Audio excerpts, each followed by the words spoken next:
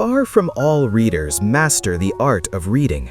Their eyes dart over the letters. Some word always emerges from the letters. Gogol.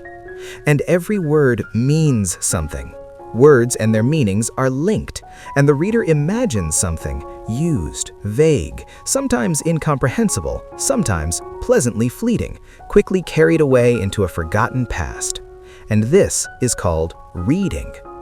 A mechanism without spirit, irresponsible amusement, innocent entertainment, but in reality, a culture of superficiality and a flood of vulgarity.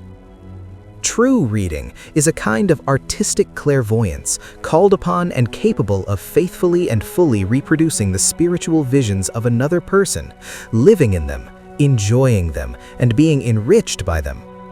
The art of reading conquers loneliness, separation, distance, and time.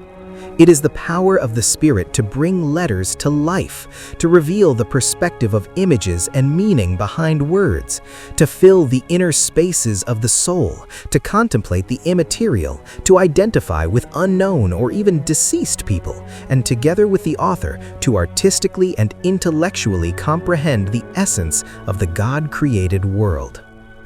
To read is to seek and find.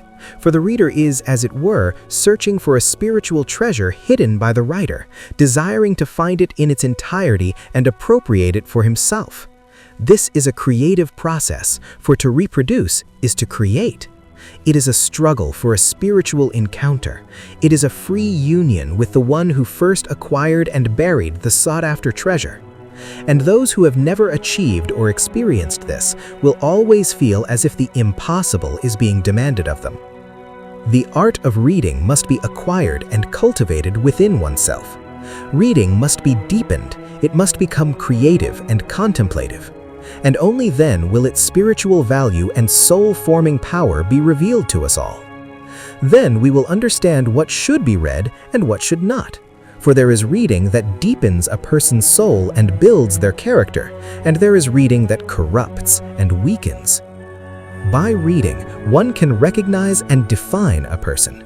For each of us is what they read, and each person is how they read, and we all imperceptibly become what we read, like a bouquet of flowers gathered through reading.